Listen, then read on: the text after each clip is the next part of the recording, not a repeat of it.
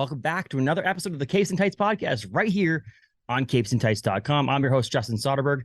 And actually, this episode is the first episode of 2024, but really the roundup of 2023 here on the podcast. We welcome comic book retailer Paul Eaton to the podcast over here to talk comics of the year. Paul runs the Galactic Comics and Collectibles in Bangor, Maine, as the comic book store owner. And so he has a little bit of knowledge of the comics that come in and out of the store all year. Obviously, we read a lot here to discuss our top 10, plus a couple extra honorable mentions, and so much right here on the podcast. Be sure to follow us on Facebook, Twitter, Instagram, and Blue Sky, as well as rate, review, subscribe, all those things over at Spotify, Apple, and all your major podcasting platforms. If you feel obligated to, go to youtube.com and visit our Capes and Tights YouTube page to watch the video portions of this podcast as well. So check out this episode, first episode of 2024, last episode technically of 2023, our comics of the year. Enjoy, everyone.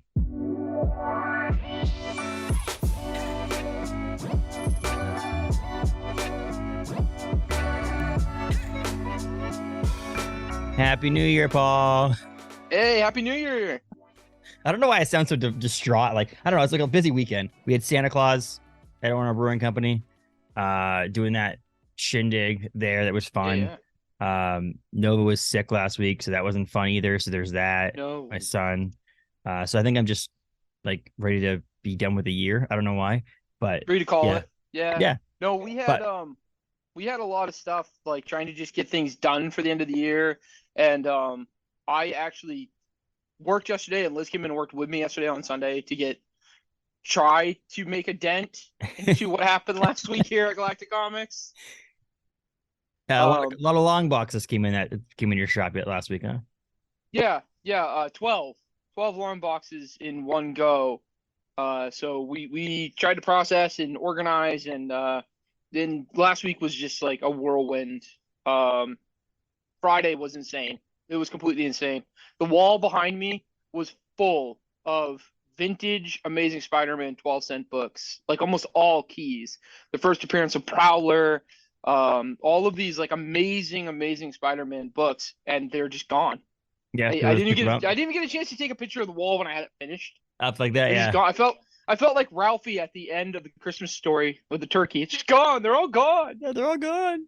But that's awesome. That's good for you, though. It's good. People, do you think people are mostly bought those for themselves, or they bought them for Christmas presents, or probably themselves, right? No, that was definitely all themselves. I had people Christmas presents for themselves. Well, let's see. I don't know. Maybe the kids aren't getting anything this year. Like, they'll be fine. They don't need stuff. We'll find stuff around the house and wrap it up. Well, I was just like, I literally just pressed send on my pull list, and I was like, there it is. I go, oh, like, do you choose between buying the last minute gifts for someone or buy comics for yourself? That's a good question. But it's one of those things that, like, pull list things I can understand maybe waiting. Like, I'll pick my pull list up after Christmas or whatever. But like a 12-cent Spider-Man comic, you got to pick it up when you have the opportunity to pick it up. You can't just like wait. So if you don't. Yeah, Garrett and I talked about it. And Garrett was here Thursday night when we got them in. And Garrett's like, tomorrow's gonna be insane, man. And I'm like, I don't know. It's the end of the year. It's it's Christmas. Yeah. And no, he was right. It was insane. That's awesome. It just never stopped from the time I unlocked the door. It was insane going on. That's awesome. That's amazing. I love the searching through it. I went through some and also like looked through different things. And like I like finding the keys that are not really keys. The keys that are like, they are quote unquote a key, but it's like, okay, it's still a $3 book. It's not like it's this extraordinary book. All of those cool, weird, obscure ones. Yes. Yeah. There's a whole collecting market I've followed on like key collecting out of your dollar bins. Yeah. Like go and they actually have like a checklist. Like here's your first 25 you got to try to find. Yeah. And I'm like, that's pretty cool. Like that's pretty fun. And most of that stuff is either going to be in your dollar bin up to maybe your back issues at $2-3 a piece. Well, it's like, there's some rando first appearances and stuff.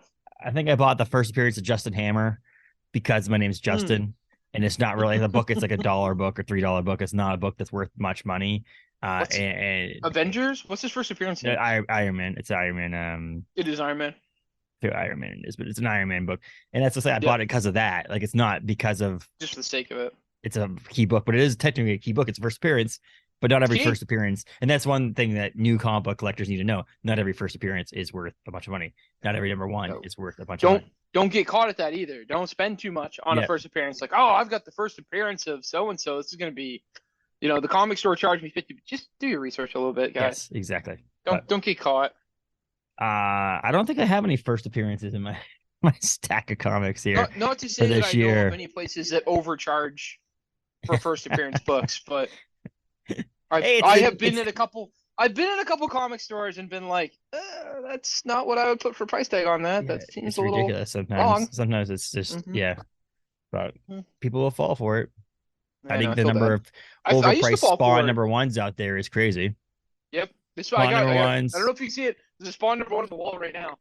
I can block it. Got the Superman. Oh God, Death of Superman. Spider-Man number ones.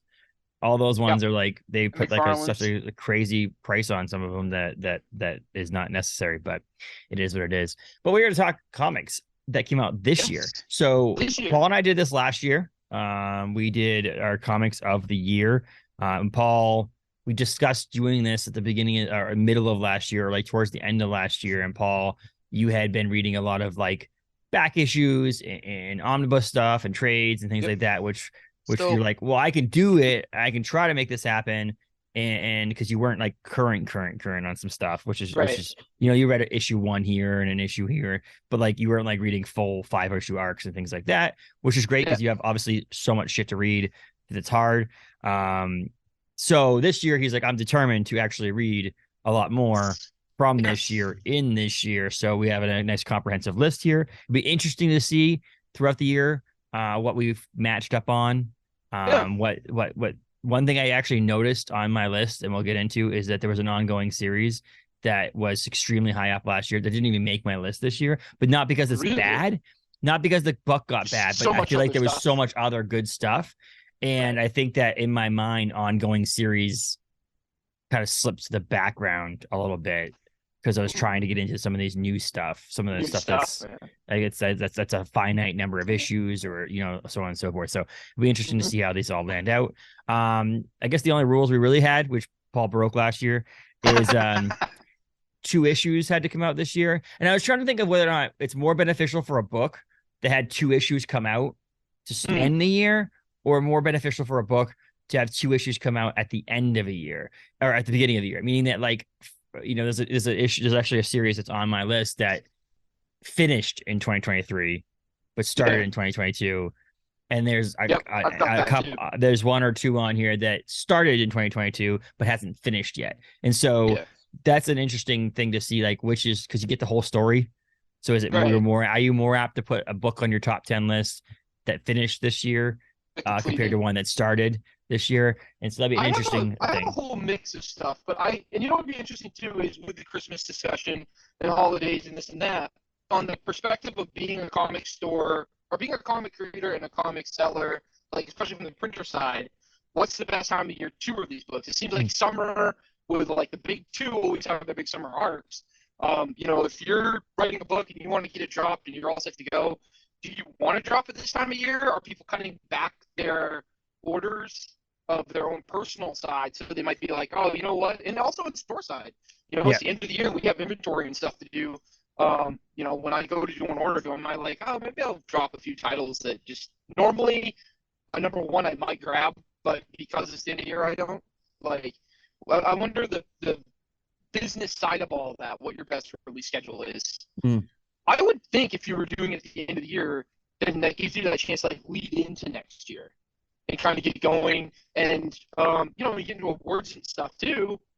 That gives you that you've started last year, people have an idea of it.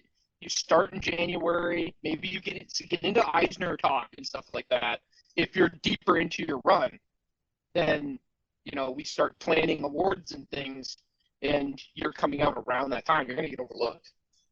Yeah, it's interesting.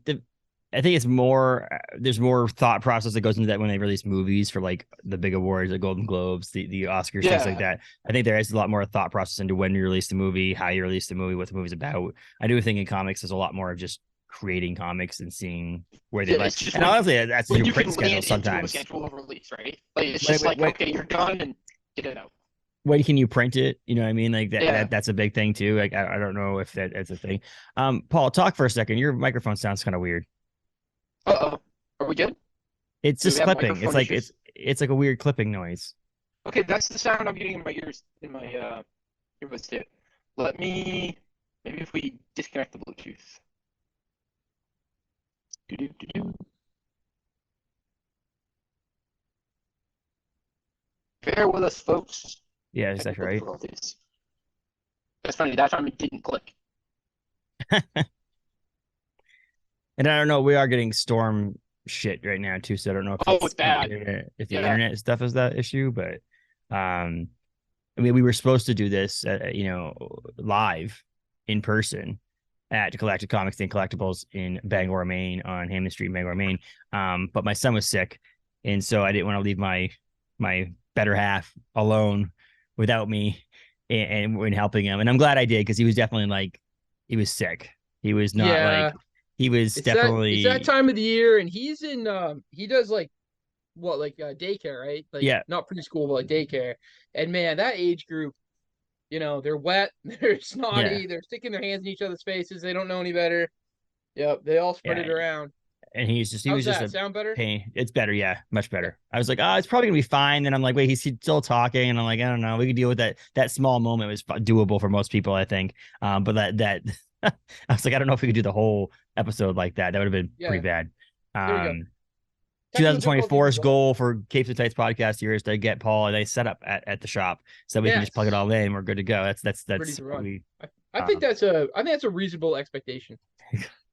But Find a place to keep it in this disaster. yeah, so it was going to be our first like live thing. It was going to be like this thing where we're going to do like a little crowd and have the people come, and so we're going to plan on doing that again in the future. I think it could be a couple things throughout the year. We could do that. It'd be kind of cool. I think it'd be kind of cool to get a guest to actually join us to live and do like a live thing like that. So that'd be pretty cool too. Awesome. But we had to move it obviously because of the illness. And it ended up working out though. We can get this recorded for the podcast. But so we'll jump in here. So 2 issues that to be released this year. That's a big thing. I think what we do, I'll just go through. Do you think that it'd be best to do honorable mentions at the end?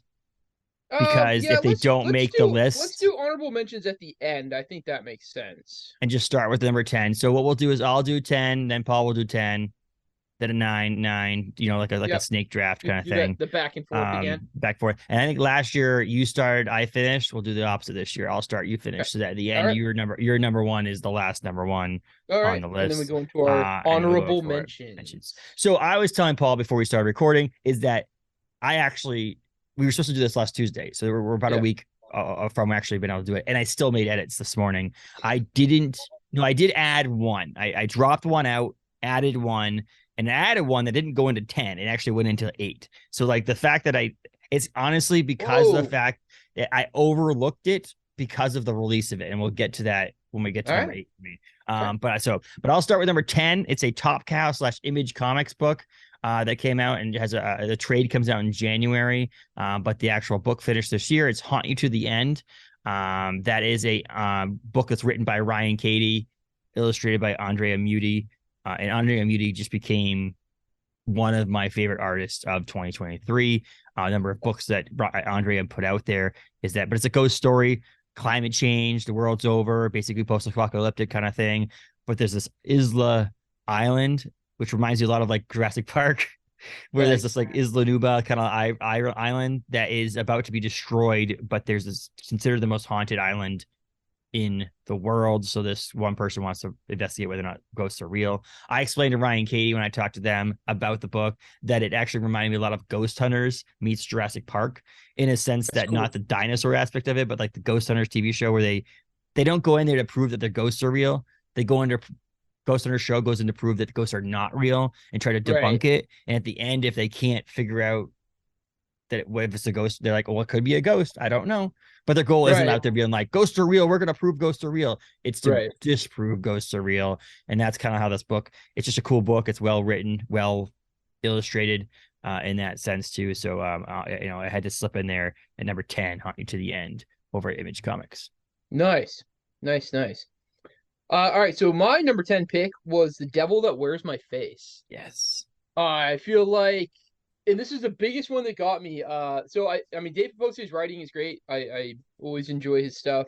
However, Alex Cormac's art in this is what's like sucked me in.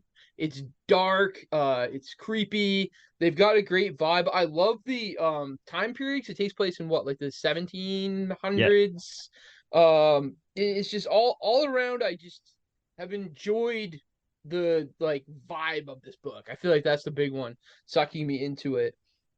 So great job from those guys. I can't wait for that trade to drop out. We're gonna put that in stock, but we've got I've been keeping up with a bit in the floppy form this Yep. year, so look at me go.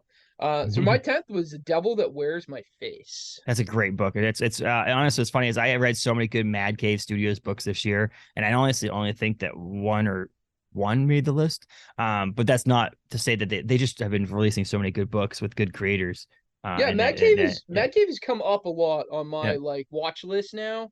Like I focus a lot more in on the Mad Cave side.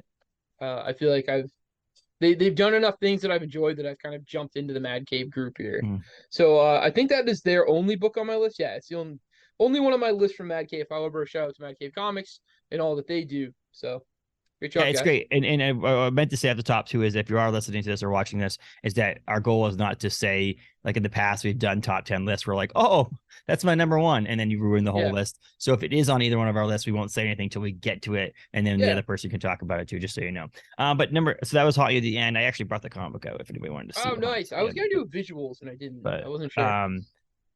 number 9. It's a graphic novel. It's like actually this year put a OGN on the list. There was a couple options for me to pick from that I really liked this year, but Lost Boy went into that. That's Jay Martin, who illustrated and wrote it over there at Dark Horse, which is a great book. He's a music video director. He directed the Hey There Delilah music video I from the had to Plain White explain that to Tees. my wife like twice what exactly he did, Yeah. like It's what that was. directed. You forget about the director of a music video, honestly. You're like, oh, wait, they're Right. directed.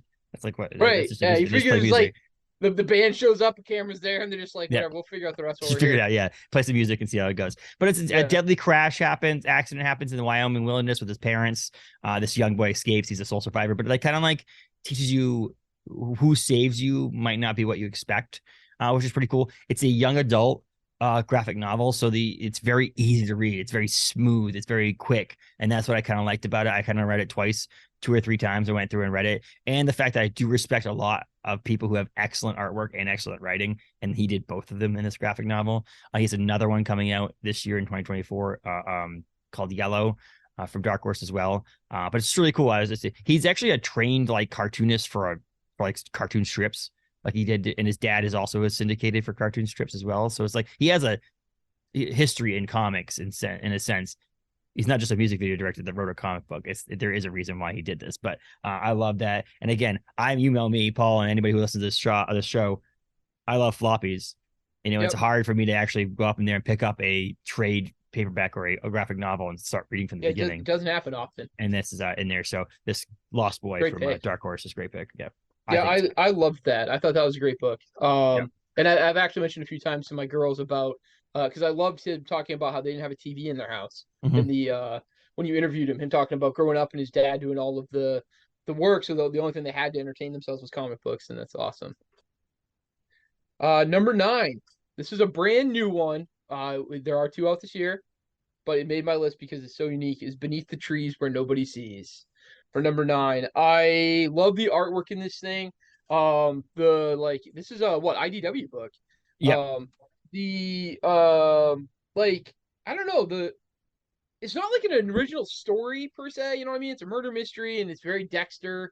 The idea of it being through like the children's novel, the artwork all is like Richard Scarry, Busy Town looking. And my oldest daughter absolutely loved Busy Town when she was little. So it's funny to read this, and it's very much the same perspective of this murderous Yep. bear that everyone thinks is fine, right? Like she's part of her little community, and then she goes off to the city to murder people. And always the rule that you never kill in your town, in your hometown, because you're gonna get found out. Yeah. And then a murder happens in her hometown, and she has to solve it before they figure out what she does. And I just loved it. The art is beautiful. which is weird to say because some of the best scenes in it I think are like the murdering scenes, which is weird and creepy with them. But I absolutely love it. The cover for number 2 is great with the this woman that's like, it's a woman but she's a pig, and then she's standing in front of like a butcher shop looking in like at her reflection is like, it's just phenomenal. And then Patton Oswalt, the second printing had the Patton Oswalt quote on it. It says like making, I forget what it was. It was like this like serious quote on it, and then it said like making that fun again, or funny, or warmth or something like that. I was like making murder fun again, or cozy I can't again, remember. or something like that. It was funny. It was really awesome. Something like that. It was great. Yeah, I would look at it, but we sold out. We and ran out of first and the fact that the prints. main character's a woman serial killer too. That also adds to the whole thing because you don't expect that. It's like it's a multiple twist in that. There's it's the richest, scary looking thing. It looks like a kid's book, murderer, and it's a woman. It adds like a bunch of different twists to the idea of what the book's about.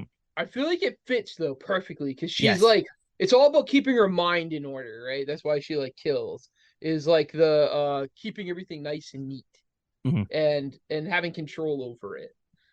So that is my number 9 of the year, is Beneath the Trees Where Nobody Sees. I can't wait to see more of that series, but fantastic, super fun read. And that actually, the second issue just came out, so it technically qualifies. There you go. Yeah. I was hoping that we would get number 3 out for the year too, but it's not going to make it this year. I also think IDW didn't realize how big that book was going to be, because they definitely sold out instantly and then had to go to second printing. So and same thing, number 2. We ran out of number 2 in the store. I went back to get reorder, and they were put onto a back order, and I just had second print order this week. So they ran out of 2 as well. But IDW needs that. IDW needs some of those creator-owned stuff that that is awesome. They killed it with this one. Whoever signed the dotted line of like, let's bring this book on, they crushed it. Awesome. It's great. Number 8, 7 Years of Darkness. See, and this is why. So this is why. I forget 7 years. But this is why, and this is the reason why I said, oh crap, this morning I got into my office. I created most of this list not in my office space here, not in the studio space. So I wasn't near my actual books. I was doing a lot of like remembering, a lot of like searching capesandtights.com to see what I reviewed, a lot of that stuff, and so on and so forth. And then I got in here this morning and I'm like, oh, I'll do some visuals. I'll grab some comics. I'll put them down, and so on and so forth. And I look up on the wall and I see 7 Years in Darkness. And I said, well, technically, I think it made my list. I have to look back. I think it made my list last year too, because it technically came out self-published last year or it didn't make it because there wasn't enough issues out yet for the self-published. Yeah, probably because they only self-published once. So that's what it was. So I can't make it. But it came out. The first issue came out. Because it came out to me so long ago, and then there was the quarterly release of the issues. Yep. Good call, man. So I saw it. I said, stuck it in there. I'm like, well, I can't. It's not my favorite comic book of the year. Sorry, Joe, but it's also not my 10th favorite book of the year. So like one of those things where I'm like, okay, so I switched it in there. I pushed the 10th out, and then slid it down pretty not far, but to 8th. I thought it would fit in there. But yeah, Academy of Black Magic opens the doors for the first time in 200 years. Like that's such a cool story. 72 children go in. Only a few are going to come out. Which is amazing. 7 will come out. It's a 7-year journey that Joe is doing with this book. Joseph Schmalke, who's writing it and illustrating it and coloring it. I call it, and it probably hates to hear it, but the horror version of Harry Potter. The idea that it's like this black magic or Harry Potter book. It's well made. The colors are awesome, especially that first issue towards the end. They use some neon colors to see these things. The lightness, the darkness, all that stuff. Joseph Schmalke is obviously a talent we both love. And so on. So 7 Years in Darkness from CEX Publishing. Now that all 4 issues of the first volume are out, it's not called a trade; it's a collection book. It's actually going to come up in a thick comic book called Progress Report. Comes out in early 2024. So you have to check that out if anybody wants to read 7 Years in Darkness. But yeah, Joseph Schmalke. It's a great way to pick up the whole thing and then be able to get going for the rest of it. Don't feel bad because I did forget about it too. Sorry, Joe, again, if you're listening to this, but like we didn't mean to. You had a weird publishing schedule on this one, which made it a little bit more difficult in that sense. But good shout out, 7 Years in Darkness. Yeah, I love it. Great call. I can't believe I missed it. I can. All right, so I can. That's nice. Such a stink. Number 8. This was book. This one I don't know. This one hit home, and listening to the Capes and Tights podcast was, and listening to the writer talk about it, I think has given me a deep like vibe into this book. Is A Haunted Girl by Ethan Sachs over there with Image. I just absolutely like I love the idea of it. And I think having daughters, it affects me, and having my girls and thinking of them growing up and stuff. He talked about the struggles his daughter went through with her mental health and how much like this book meant to him writing it with her. And it's about a girl who doesn't know if she wants to live, and she might be the only person on earth that can save the world. And you get into the coming of what's going to try to destroy the planet, and her piece in it, and her being strong enough to stand up and choose to live herself. And I don't know, man. Haunted Girl this year got me. It was a book I featured heavily in the shop, and I still am supporting. I absolutely loved it. So that was my 8th of the year. Excellent pick. Yeah, it's a great. There's a more to the comic book than just being a comic book, which is really cool. In that sense too. There's a lot. It's a lot deeper. Seeing the ability to. I mean, we're both parents. To have the ability not only to discuss his daughter's mental health, but also the fact that he was able to write a comic book. Like, how awesome is that going to be if one day you were able to write something or do something with, you're having your daughters come work for the shop, like not just helping out, but literally being your manager or something like that. I mean, like, we get to go to work together. This is pretty cool. Sharing your passion, not only sharing your passion of a comic books, but be able to co-write the book is pretty badass. I think the only thing that I would think that surpasses that slightly is if Naomi was a artist and he was able to write a story that our daughter was able to illustrate in color. I think that's the only way to beat that, in my opinion, in the comic book world. Other than that, it's perfect in my opinion in that sense. So, and the artwork in this book is killer. Like, it is great. They got a perfect team up for the art. Yes, it is. It's definitely good. My number 7 is the one that Paul cheated on last year, and it's Know Your Station. This is a Liana Kangas illustrated book, written by Sarah Gailey, who's an excellent writer and author, to their own name. Wealthiest people in the world go up to space, abandon Earth because Earth sucks. And because of climate change. It's kind of funny. It's actually the second book that's on my list that deals with climate change. The 1% feel like they're safe, they're away, but now there's a murderer on the loose because there's a murderer and all this stuff happens. It's pretty crazy.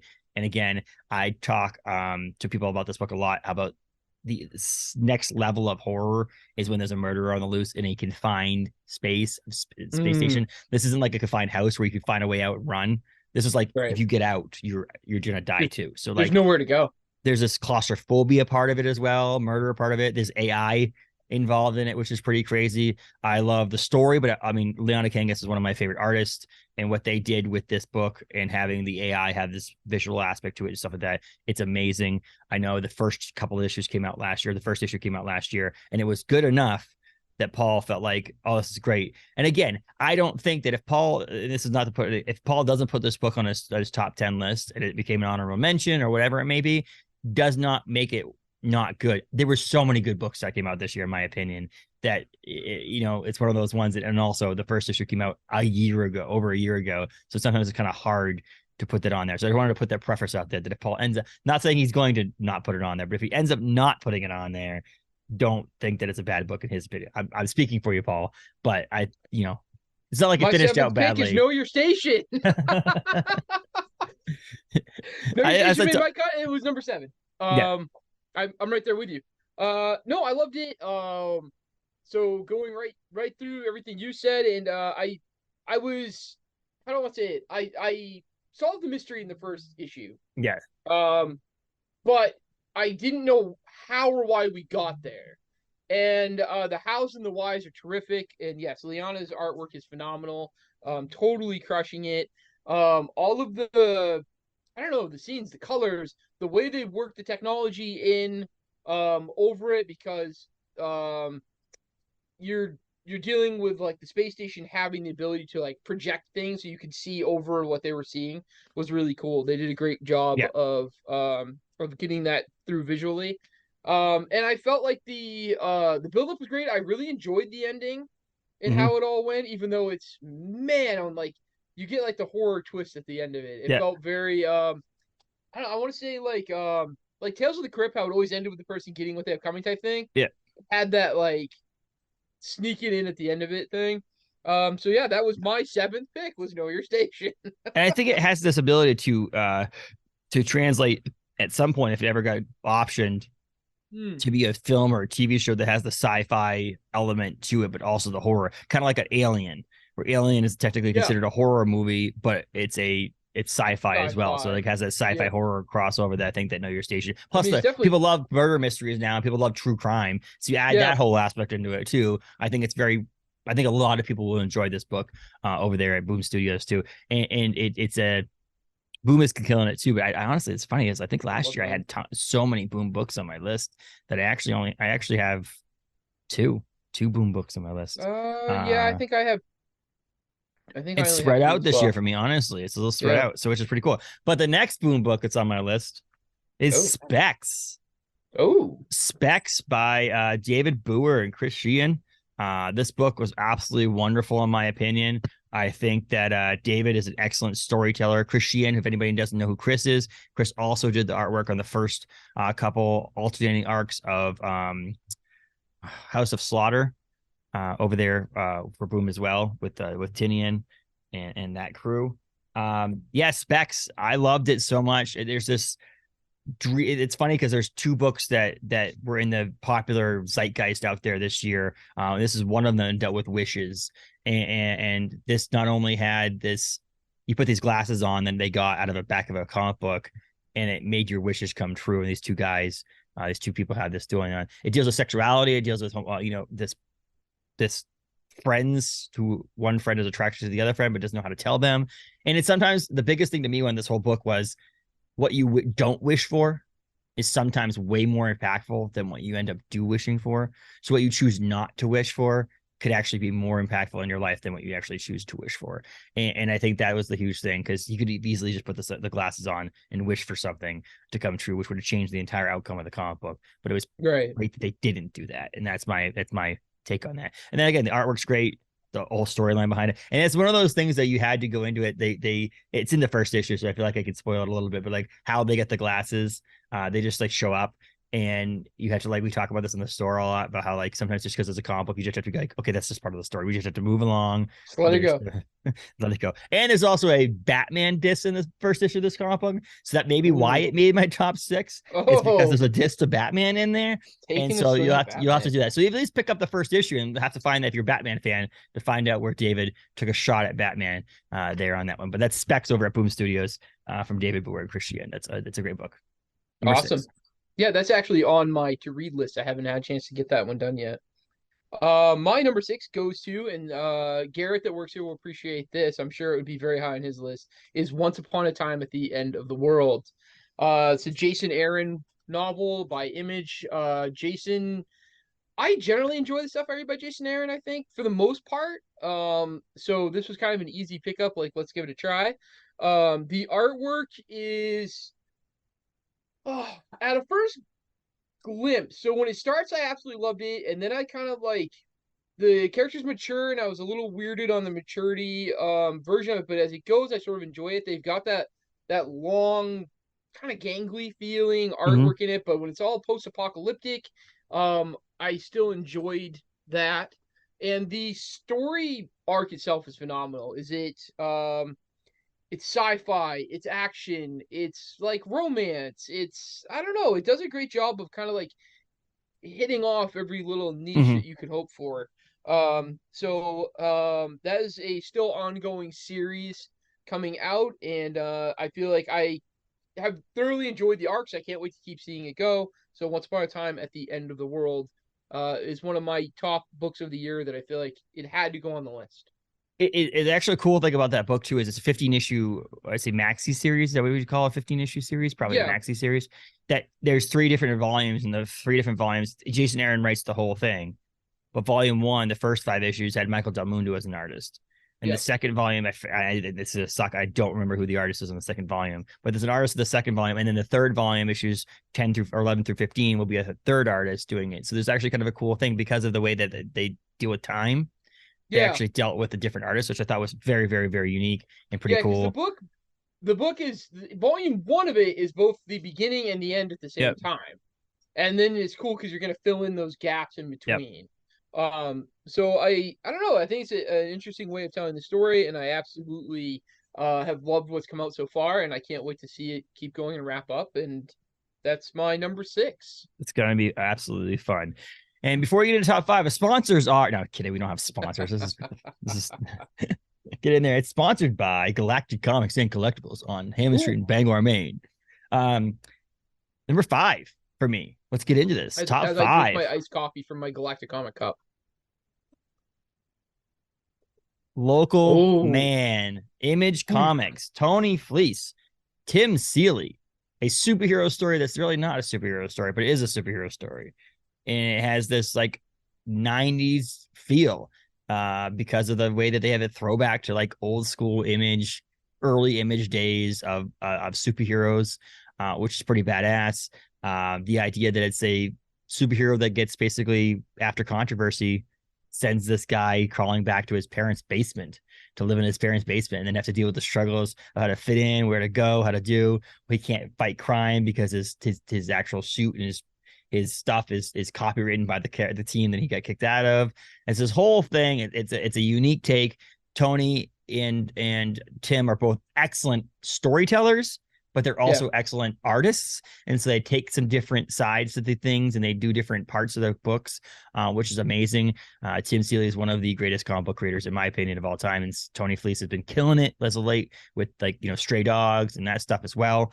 So this book is amazing. It's an ongoing thing that's happening right now over at Image. I'm excited for the second and third volumes to come out so people can read them. But the first trade's out now. But it's excellent. I love it. It's one of those things that if you want that superhero story, but you're kind of like burnt out from Marvel and DC and you want something different that they're not really telling, I think Local Man is in that category for sure. Yeah, I think that is a super fun pick to get on there, and an absolute like must have on the list. Mm-hmm. Fantastic. With Local Man. I go on to something that is straight out of my childhood, restarting this year, Transformers. There you go. Transformers, I have absolutely loved. We're on issue 3 so far in the series. I've loved where it's going. The artwork is beautiful in this book. I've told people it's everything you want as a 40-year-old Transformer fan, and it's everything you could still want if you don't know what the hell the Transformers are and you're picking it up today. I think they do a great job of making the story interesting, and it gives you enough as a non-fan to be able to pick it up and say, okay, that's who these characters are, and that's what's going on with them. But it is also the nostalgia vibe is killer of waiting to see your favorite bots, waiting to see how it's going to happen, because it's a new story, but it starts just as the 80s cartoon of the Teletron 1 has come back on and is trying to bring the Transformers back. It's shaping them in the shape of vehicles here on Earth.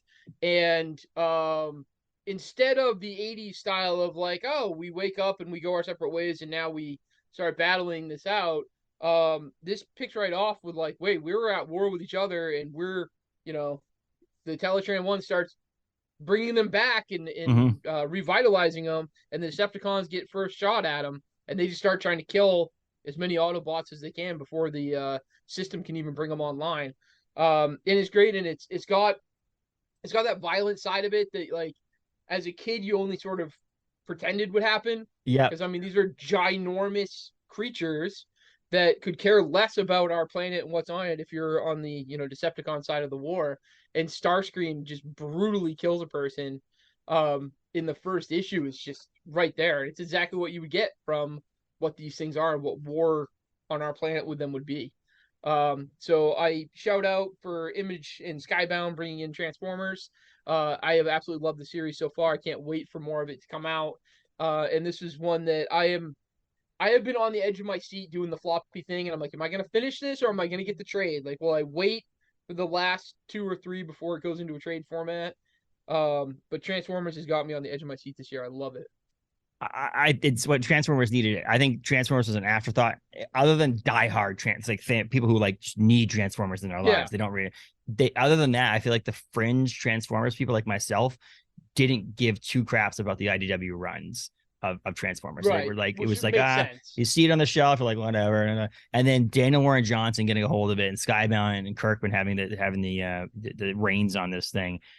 reinvigorated my side of things, being like, okay, I could definitely get this a shot. And when I read it, I was like, oh my gosh, this is amazing. This is exactly what I wanted. And I know I wasn't going to get that from continuing over IDW. Sometimes it's just is that it's sometimes just stale. Sometimes you need a new minds behind it. I think it needed it, and I think the IDW side was written for those that die hard love Transformers. That's what it was written for. It was for the people that had just grown up with it. They never stepped away from it. They loved it their whole lives. Which is great, but this was the restart it needed, and this is, perfect for, people like you that are just like, oh, I'll pick it up because it looks interesting, while not being a diehard Transformer fan, and then also loving the series. Mm-hmm. I think every person that's walked in here, I bet we've sold this to more of a spread of people than any other book, realistically. And you have your diehards, and you have new people, and people that are just picking it up, and everyone has loved it. I don't think I've heard a bad review of that book in here. No, and it doesn't hurt that Daniel Warren Johnson's a freaking stellar creator. Oh, crushing it. Crushing so, it. That doesn't hurt at all. And I said, we're talking about G.I. Joe coming out here pretty soon. Or not G.I. Joe, Cobra Commander and Duke. Yep. Two other characters in the Energon universe. Energon universe, there. Yep. Is that they're by Joshua Williamson, too. So, like, in that sense, too, it's like, okay, you got a great writer on that side too, so it's exciting to see what they're going to go with this other stuff on it too. Love Joshua Williamson stuff. So, but I think honestly, starting with the new number one and having the new creator and having the new stuff did something for me, because like I said, I didn't get as much of a woohoo of GI Joe 301.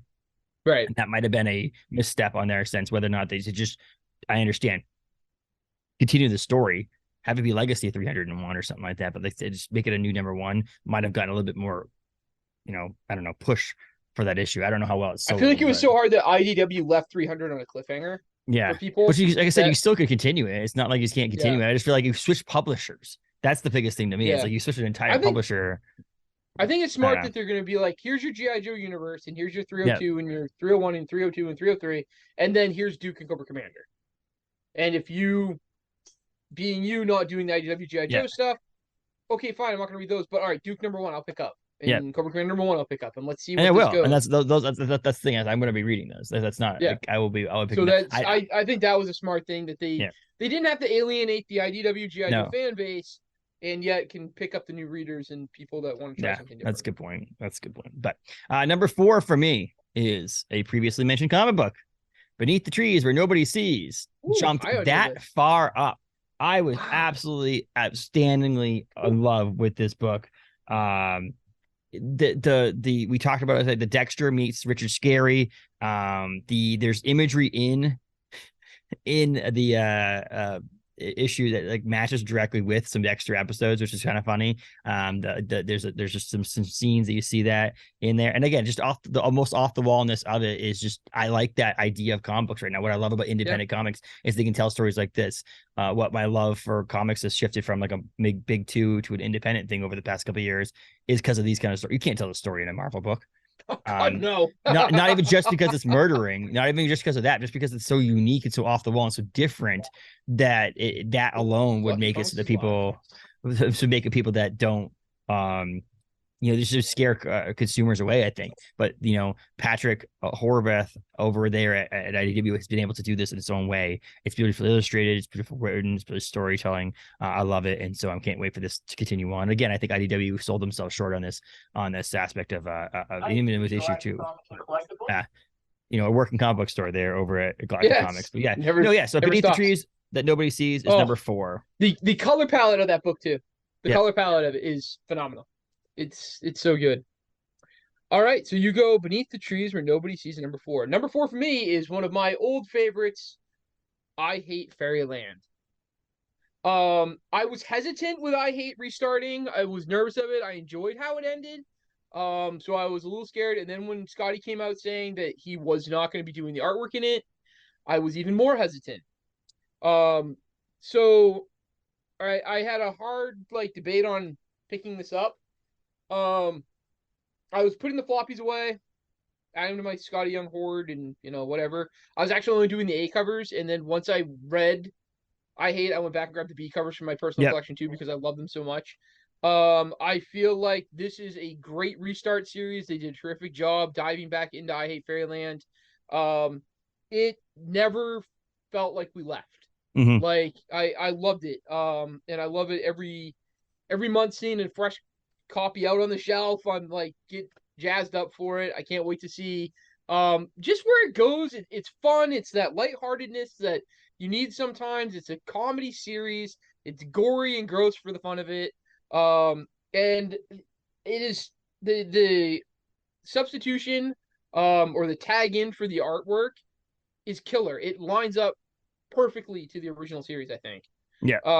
The color scheme is great with it. All of it just matches so well. It feels like we just never left Fairyland. Yeah. And I love the way like the story is with Gert being older and going back to Fairyland, and that she's just always wanted to go back after wanting to escape for so long. And then she's like, God, like adult life sucks, like every kid, right? You're little and you just want to be an adult, and then you grow up and you go into your job that you don't like, and you're like, man, to be a kid again. And she gets the chance and she dives back into Fairyland. Mm-hmm. And I mean dies when makes a mess and does all the things that Gert does, destroys the place. So I Hate Fairyland is my number 4. I'm so glad to have it back. And I think anybody that is listening to this, if you've never checked it out before and you want a fresh vibe, go grab I Hate Fairyland. Mm-hmm. That's one of those ones that's not the one I was talking about, but it's one of those ones that I feel like because the initial run came out so many years ago, and then there's this second volume that it kind of like, it's like if I was a massive Saga fan and I thought Saga was the most amazing thing ever, which I like Saga, but it's not like that's not a top 10 book for me. It's that I'd forget because it's been on for so long. Same thing with Spawn. Like the Spawn stories could be amazing, but they're on 348 this week. So right, like, still just keeps going. It's just hard to say that beats out the books. You have to be unbelievable, and I think that I Hate Fairyland is in that category. It just honestly, like again, slipped my mind. It's one of those ones that like I feel like one of the problems I had throughout the year, which I hoped to have changed this year, was like if I read a really good book, put it on a list on my iPhone, like on my phone. Yeah. Like, put on a note saying, "Oh my God, I Hate Fairyland was amazing," so that when I go into doing my end of the year list, going, "Oh yeah, I remember I Hate Fairyland." But again, I think that's what I've done this year. This year I've had this list going since we did last year's. And everything I read, I write down, I throw it on here, I go back, I reevaluate. And for me, I can't get enough of I Hate Fairyland. It's too much fun. I absolutely love it. I'm so glad to have it back. So I put it on for one of my, that's my number 4 book of the year. Yeah. My number 5, 3. We're going the opposite direction now. We're going back up to 5. Right. 3 is Where Monsters Lie from Kyle Starks and Peter Kowalski over at Dark Horse. Where Monsters Lie is a book that if you've ever wondered where your slashers, the monsters, the masked people, the people who kill a bunch of people, unkillable monsters, serial killers, all those people go in between murdering sprees, like where do they live? Well, they live in this community. There's this gated community. They live together and they share sugar and they pass the salt and they do all that stuff together in this weird community. And I like it a lot just because of the horror aspect of it was really fun. Peter Kowalski is one of my favorite artists going right now. Peter did the Carmen line over there at Mad Cave and a bunch of other things that Peter's done with the horror stuff. He did All Eight Eyes. I believe it's at Dark Horse as well. A bunch of good books, just this horror books. He's got this horror like vibe to him that's really cool. But also the idea that, again, this is outside the box thinking. This is not just a simple horror book. This is a funny horror book. And Kyle Starks has that because Kyle Starks is a great artist, but also a comedy writer as well, which has been diving a lot more into the horror aspect of it and try to do more serious. But he can't really get away from being comedy. So like there's this horror aspect to it, but there's also this comedy aspect to it, which is really cool. And I love that. And again, I think to me this year was the year of like, can you be different, but not too different that it scares you away, but different, I don't know, something that brought me into going, this is so unique. I want to read this and I want to scream it from a mountaintop. And that's where I got the opportunity to do that here on the podcast is, that this is it. Kyle Starks can write serious stuff. He can draw and he can write comedy. And I think this is what a little bit of everything and all wrapped in one. It gets you that whole new vibe, that whole I totally get it. It's that what can we bring fresh to the table? And I think that's gonna happen the more and more because you're doing so many reviews and myself having the shop is what can you bring that stands out? What can you bring that's now new and different for us? Because we read so much of this stuff all year. So no, great shout out for that one. That's actually also in my to read category I haven't picked up yet. I have a whole ongoing list of things I still need to read. Yes. So same while here. you were chatting, I think the entire Storm Surge just hit my front windows I'm sitting beside. That was a It's lot, as long as it man. doesn't go through it. That's what I'm Yeah, like over well, here that was going like I'm like. kind of like I wonder how old this building is and how much these windows can really take because that was a lot. So my theory is, this is like knock on wood here, is that we're gonna get to both of our number ones and we're gonna lose power, and we're not. I had the fear of this. Yeah, this morning I was like, man, it's either we lose power, we lose internet. Like, what is going to happen as we're doing this? But we're gonna get down people like this? listening. They're like, "Oh, this is cool. Good thing we didn't do it live, Oh, because it yeah, would have the been like, live oh my recording. god, number one. Oh shit, what's number one? No. Gone. But we are on number 3. We still got 3. Well, 6 as comics. As we're sitting in what feels like a hurricane here in December in Maine, like so yes, weird. Exactly. It's like 50 degrees too. Yeah, it's warm. Number 3, another ongoing, another all-time favorite. Something is killing the children. We got this new arc going that I feel like is wrapping up. Like, this is going to be it for the year. And I think we'll probably, for what I have seen going forward, I think probably we're taking a break and then coming back to a new relaunch again. But Erica has been dealing with being the hunter and the hunted this kind of like the whole year. And I have still absolutely loved Something's Killing the Children. I always tell everyone it's my favorite ongoing series. I recommend it to anyone that's looking for horror, that's looking for action, that's looking for just something new and different if they're tired of the same old, same old.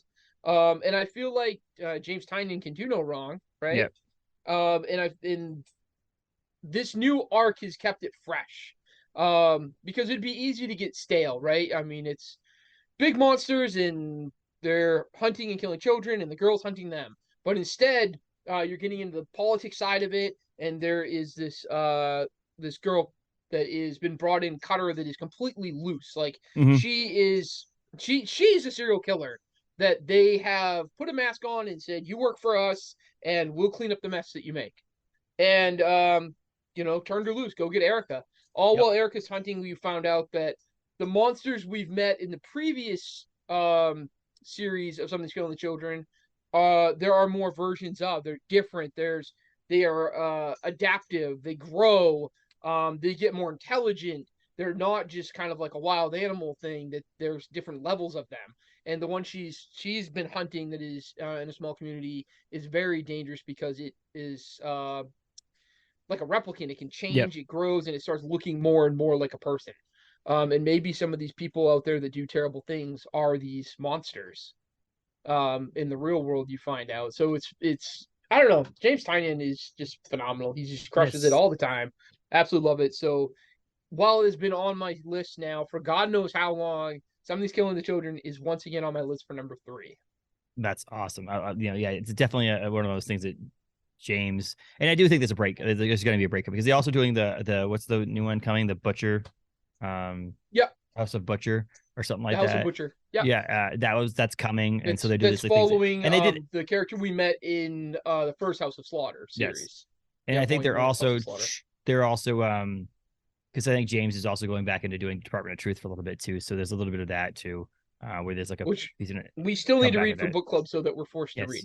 We do. That sounded bad, Paul.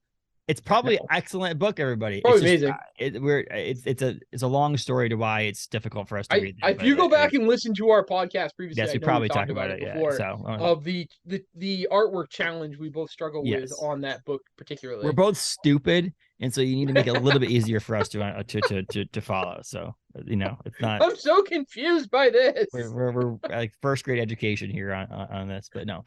I am officially could not win. Are you smarter than a fourth grader? My fourth grader needed help with math, and I have no idea. Yeah, well, I think that's the only thing. I feel like I held it up, and I go ask your mother. Yeah, go ahead. Yeah, go find go search Google. Google it's there somewhere, I'm sure. Scan that on the internet, probably will find the answer to you. Number 2 for me is A Legacy of Violence by Cullen Bunn, horror extraordinaire, and Andrea Muti. Second Andrea Muti book on this list right here is Legacy of Violence. Cullen Bunn, a great horror writer. I always loved anything really that Cullen does. But this book spoke to me in ways that other books haven't for a long time. And that sense of being a horror book, which I'm really into, as well as a sense of realism. It's that pushed all the way to the edge where it's, oh my gosh, real. Oh my gosh, this is so real with a slight twist to it. And that's what this is. I think there's too many people trying to do supernatural horror, sci-fi horror with Liana and Sarah's book over at New Year's Station. But there's this like, this is just straight ahead horror slasher type stuff. It is a good old fashioned slasher book with twists and turns, and it's in Honduras. It's based in Honduras, and there's flashbacks. There's long stories that go into it. I'd say maxi series, 12 issues. So they've done volume 1 and volume 2 have come out. They're currently going into volume 3 for the last 6 issues or 5 issues, whatever it is. They're doing 6 issues. Is there 18 issues? I don't remember. No, because they're 4. Aren't they 4 issues? 4 issues each. 12. 4 issues per trade. So it's 12 last 12. Yes, 12 last 4 are coming, or the 8 just dropped. 9 is coming soon, and that's pretty cool. So yeah, it's an excellent book. Again, if you're into that, like, some of us use comics for escapism, and this is not as much escapism as you probably would want in a book, because it literally goes to the point where you're like, this could be real. But the one benefit you have is Andrea Moody's color palette, coloring in this thing is more of a watercolor aspect, which is what he's doing a lot now with what I mentioned with Taught You to the End. This, and actually what came out recently is Charred Remains, doing that watercolor stuff. Well, it came out last week. Charred Remains comes out tomorrow. Well, I'm sorry, Wednesday. Today's Monday. At your shop. Yes, here at Galactic Comics, it will be out on Wednesday. But yeah, that's because new style he's got going on, which is awesome. Which this alone helps you go, okay, kind of give you a break from it, because it's not so clean and crisp and like seeing actually people get murdered. This is like splashes of red paint and things like that. So that's what I like about it too. So it's a really cool book. It is a polarizing book, I think, a little bit. We talked about that in our book club. There are some people who just don't like it all together, and then there's people who are like, this is a really good book. So I am one of the obviously number 2 on my list. It's a really good book. So totally sucked me in. Sucked me in. I loved it. I read the first volume in one sitting. And I agree with you. The artwork in that, I think that might be one of the best matching art to story. Yes. They go perfectly together. I love the color palette, the color, the watercolors, like vibes and all of it. The messiness of it is what I feel like you'd want in this slasher story. And I think the palette is perfect because it's eerie. It's like creepy. Yes. So great call. Love it. Number 2 for me. Book that released 2 issues this year to wrap out the rest of the series, and then dropped in their big, beautiful, shiny hardcover is 8 Billion Genies. It is a book that while doing my holiday shopping this year, I seriously considered buying some people that did not ask for it. And, they love comics, but they didn't ask for this book. My uncle's a great one. I said, what do you want for Christmas? He goes, you own a comic store, figure it out. He's the one who got me into comics. He is the one who has inspired me through all of it to read and develop this passion. But his go-to, let me see, was Superman, Batman, and Iron Man. He's like, I'm giving you 3 characters. And I seriously considered being like, well, guess what? Here's 8 Billion Genies, because this is a book that every person should read. My oldest daughter is going to pick it up and read it. She wanted to come to book club. I go, we're adult book club. However, I want you to read it, Charlotte, and I want you to put down your thoughts, and I will bring your thoughts to our book club of what you think of 8 Billion And then you'll take our thoughts and disseminate them to her in a appropriate way. Yes. But it is, to me, it is one of the best told stories of the year. I absolutely loved it, and I think it's something that anyone should read. In fact, I have one of our friends of Galactic that's a regular here. I feel like she collects comics more than she reads comics. Yeah. She tends to be more of like, I think it's like therapeutic, and she likes the artwork on the cover, and she bags them and boards them and alphabetizes them and does all that. And she, because of the amount we've talked about, it picked up 8 Billion Genies from the shop, and it was our featured book club that we're doing in January. So she picked it up and has been messaging me about how much she's enjoying it. So it is a book that I tell everybody you've got to read. The idea that every single person on Earth gets a wish and how it starts affecting everyone. And then Charles Soule, Ryan Brown, like the Dream Team. I love their stuff. So 8 Billion Genies is another book that I say, you want something, I only read Marvel, I only read DC, I only do superheroes, but boy, I need something different. 8 Billion Genies is a must read. Number 1. is 8 Billion Genies for me. Look at that. 8 Billion Genies number 1. Paul had it number 2. I like this because I think last year I think it was last year was number 1 for both of us, honestly, because they had 2 issues. So we ended up talking about it together. But we've done it before too. Like when we talk about artists, we did Scotty Young as number 1. We like it's basically okay, this is number 1. Yeah, big surprise. Excuse me. I have my, if you're watching this, I have my Genie right there hanging out. Plush that came from San Diego Comic-Con exclusive. The book, yes, this is story, the way they tell the story, the way that it's not just the simple of everybody gets a wish, all this shit happens, let's tell a story. It's literally 8 seconds, 8 days, or 8 seconds, 8 minutes, 8 hours, 8 days, 8 weeks, 8 years. You know, that's how they tell the story. There's 8 issues. Continuing growth of all of it. There's 8 issues in it, and they follow certain people, and the way they use in the first issue, you'll find out the way they use this one trope to make it so that there's some grounded storytelling, which is if they just made it off the wall, you could kind of get confused. But there is this one hub, which is a bar that has this thing they tell you in the beginning of the book that you go, oh, this book needed this grounded part. They needed this one thing. This is your safe space. You can always return to here. This is where you need it. We can show you the chaos there, and then you can get grounded again. Have conversations and people and so on and so forth. The characters are amazing. Some of the wishes are funny. What they show, discussion on that. They had some fun making that stuff on as well, and they're working on more. Can you imagine the artwork of this must have been so much fun because you could do whatever the hell you wanted. Yeah, and there's some of that back and forth. There was a great that we had we were lucky enough to have him on the podcast here, and they did talk about the idea that some of the stuff came from Ryan Brown. I'm going to create this or write this in the story, and some of this was their story. Can you create this? So it was kind of a cool team. They're 2 people when they get together strike gold. I honestly, a lot of times anything Charles really touches, in my opinion, is strikes gold. But the fact that they both do it is amazing. And then Curse Words is amazing too. Their other book they had together, and they are currently secretly in the background working on another project together, which will obviously probably make our top 10 list when it comes out. I bet it will.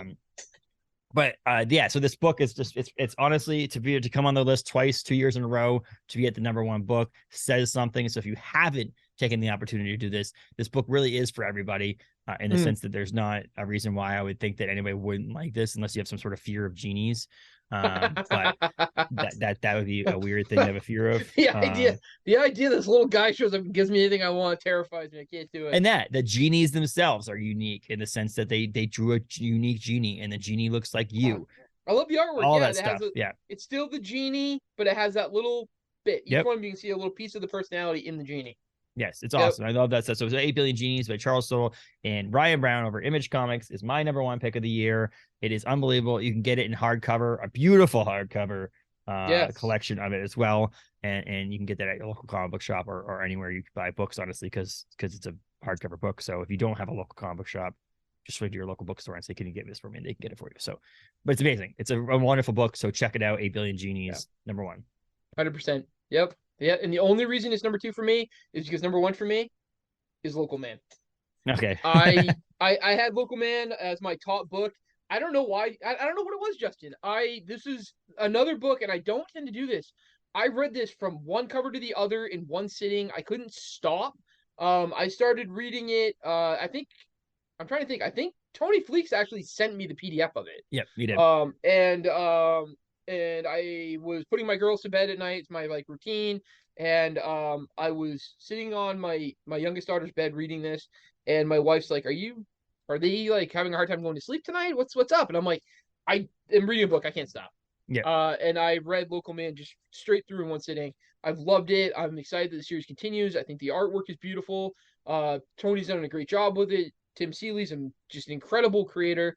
There's a scene in it, because as a 80s 90s kid, and having some of that Image comic stuff in the background and running the LCS. I mean, this collection that came in last week had a whole bunch of your 90s Image stuff in it. The scene that is everything looks perfectly normal in this hometown, and then the ship lands and bright, ridiculous looking characters come wandering out, and it is perfect. Like, it is the most perfect thing you could ever see in a comic. It's like your every day in your comic book mash, and like how ridiculous the women are almost naked. Yes, that's the muscle bound dudes. And like the main character who is kicked off the team is standing there in his grubby clothes in a Yep. dark alley. Like, It's such a what love letter the to young bloods. It's such a love letter to those early days of all of Image the, and it how brings they back all that like watching Wildcats on Yep. TV when I was Yep. like I must have been like what 8, 9 years old watching Wildcats, Jim Lee's Yep. Wildcats. It's all of that. It does. It's perfect. Like everything about this book was just spot on. I just can't get enough. So I can't wait to do this for book club. We've discussed, I think probably March we're gonna read Local Man Yeah. in book club, even though I think probably half of our book clubs already read it because of my recommendations on it. Yeah. It was my book of the year. I can't get enough of it. I absolutely loved it. I love that there's more of it ongoing and grabbing the floppies. So Local Man is my book of the year. Thank you so much, Tim Seeley and Tony Fleece, for this incredible creation that's come out this year. It's So there you have it, my unbelievable. book of the year, Local Man. So number one's for both of us, 8 Billion Genies and Local Man. But out of all the lists out of 10, I believe there's 4 out of 10, which is a pretty. Whoa. Uh-oh. We're flickering here at Galactic Comics. Thank you for listening to the podcast. It is like flickering. Yeah, it is like flickering.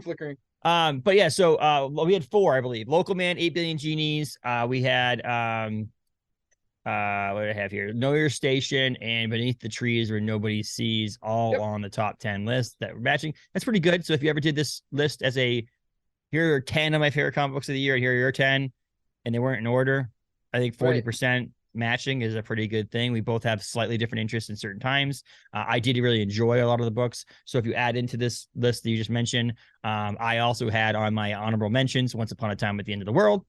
I had on my honorable mentions Something Stealing the Children, and that's only because I barely read it this year. And that's not because it's not good. It's just because I was like, okay, I'm going to read this all in a lump sum, and I didn't get to it yet. So I read the first couple issues of the newer stuff this year. I know it probably it's honestly, you've been busy diving into all the new series too.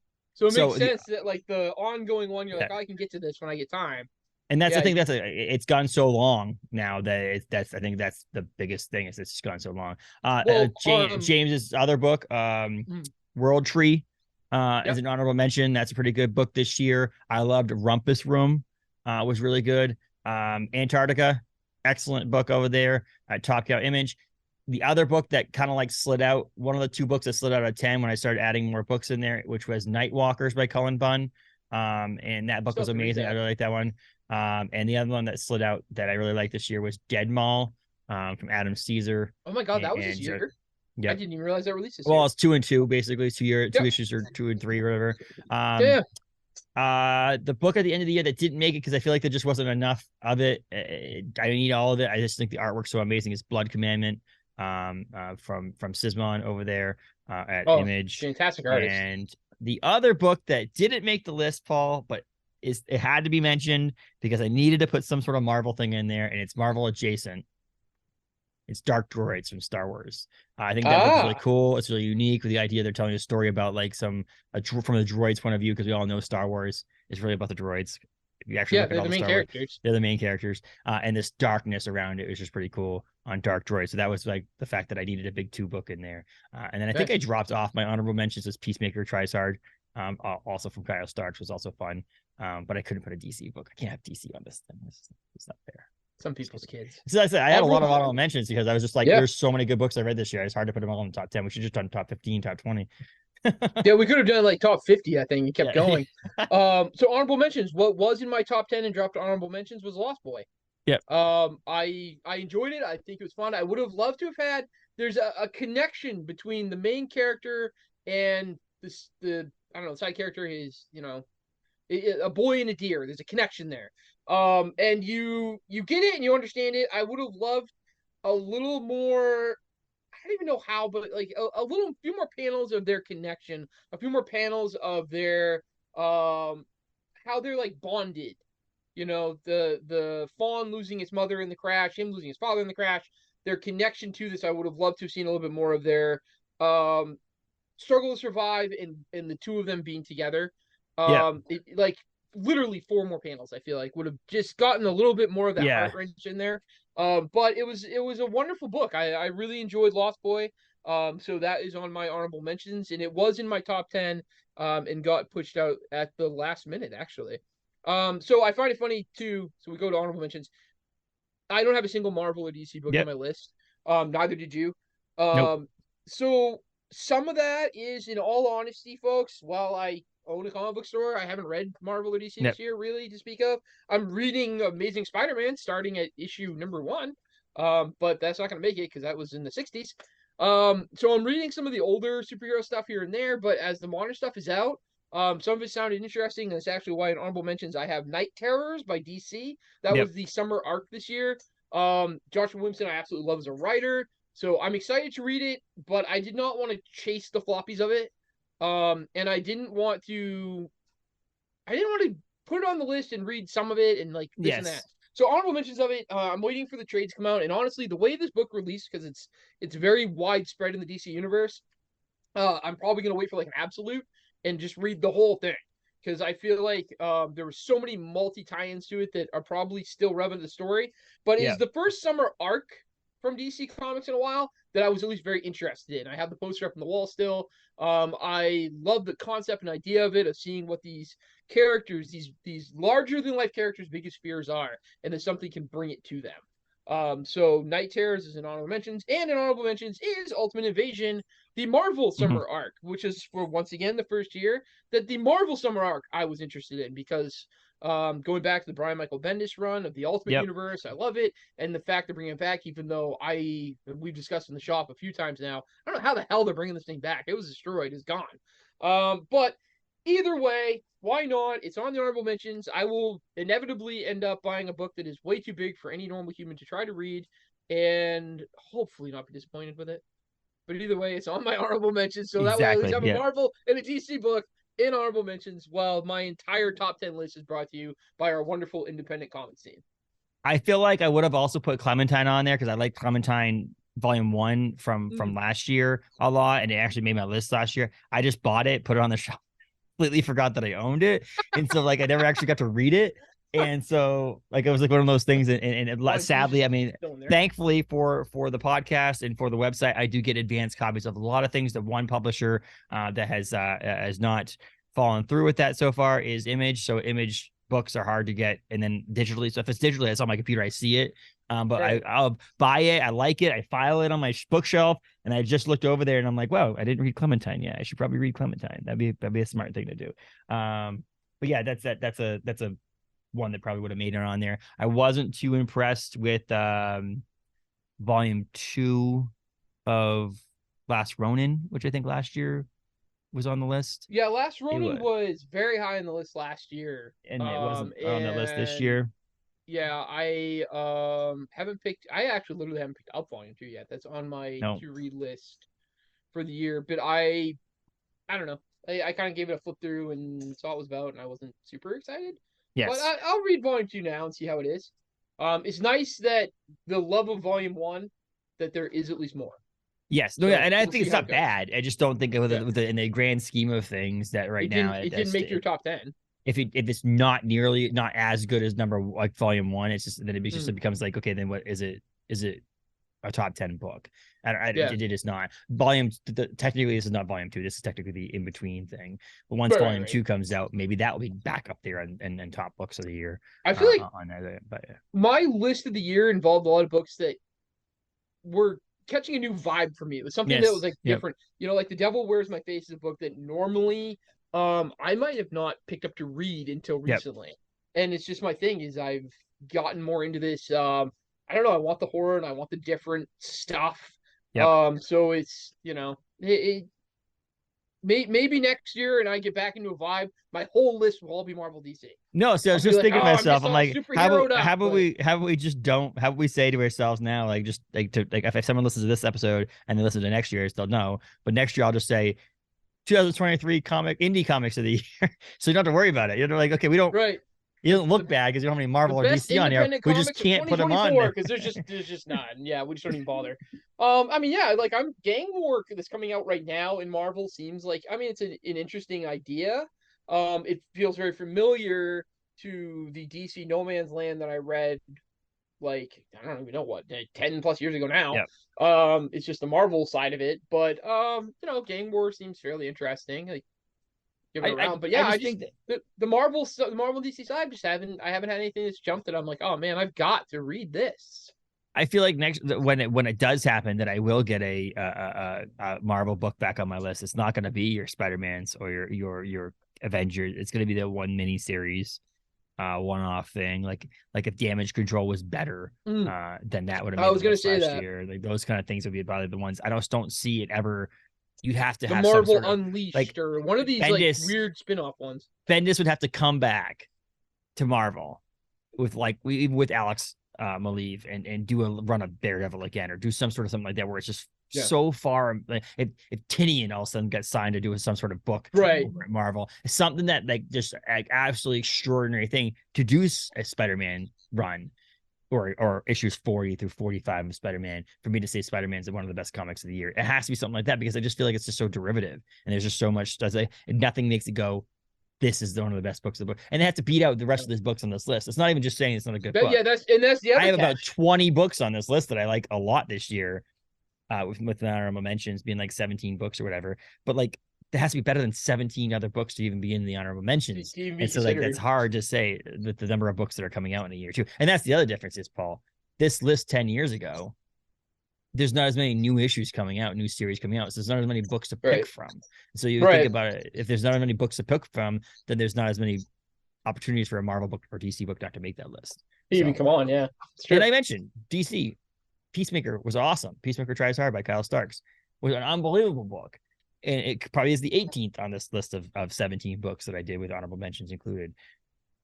And that's like a one-off kind of cool side label thing. I love you still had to mention it. Like, you got there a DC. Well, I say like it's not, but it's not a DC proper book though. That's the thing is, it's like saying Nice House on the Lake was on my list last year. A more DC proper book than Nice House on the Lake. It is, but it's still a black label book that has no connection to any continuity or anything like that. It's still its own standing alone thing. For all of us long-term Capes and Tights fans that are out there, Justin is now a DC fan. Put it on exactly right. Yeah.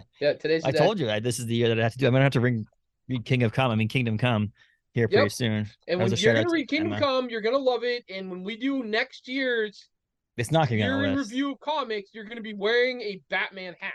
No, there is not. No such way. Don't be a Superman person, okay? No. I did watch the Batman Christmas thing, the animated one. Did you watch that yet? No, the little kid Batman. I haven't read it. I know, I haven't watched it yet. It's cute. It's cute. No, it's cute. DC still sucks, so it's not.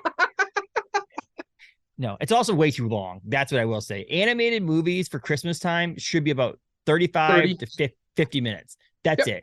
When you go in over an hour and 20 minutes for an animated movie that's like not as good as like Spider-Verse or those kind of movies. Yeah. It's good, but it's like, okay, it's like, you're making a Christmas special. Consider it being on TV as a Christmas special. Yes. 35 to 50 minutes. You know what I mean? With the commercial breaks as going back to your old school stuff, and then call it. Like, we're done. Making a feature length film for an animated film about Christmas is just not worth it to me.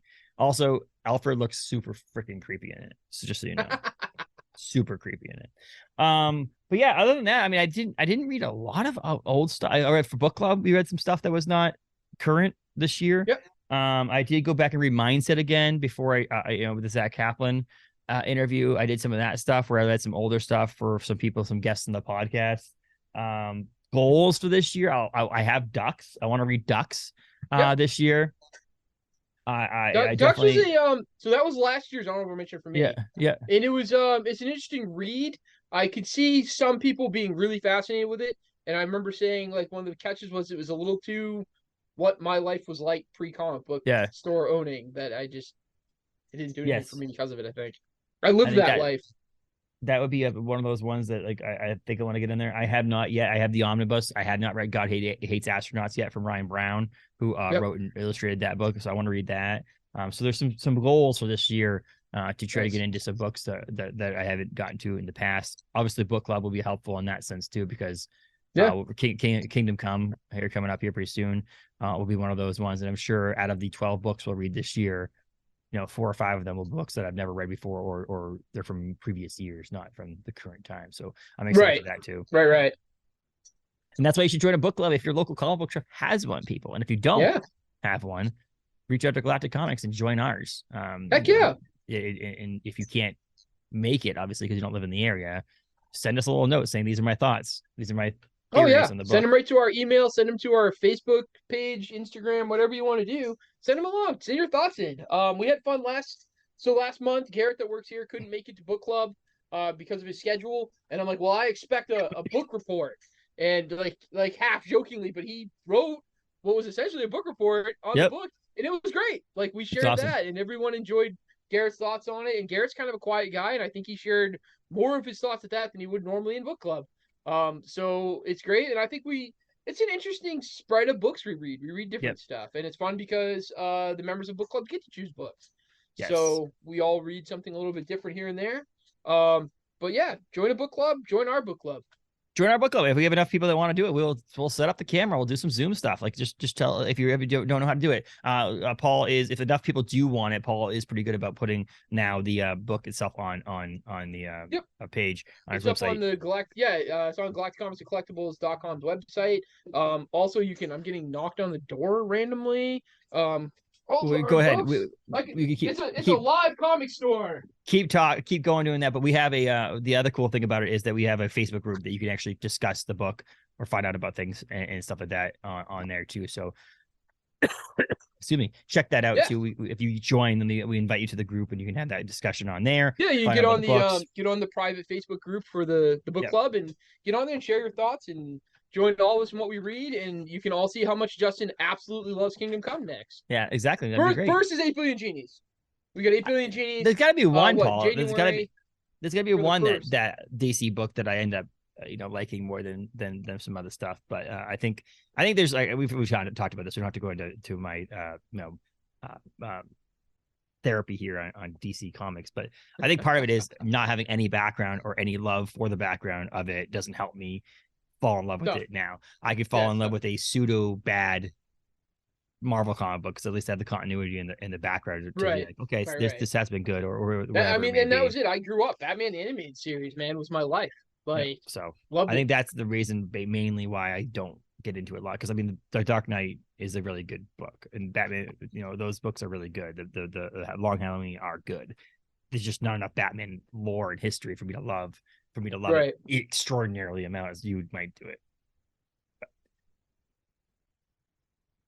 Oh, good call. Time for some coffee. I don't know why. It's like the heater's on in here. I have a space heater on here, so it's like drying the air out here. No, big time. Talking is making my throat itchy.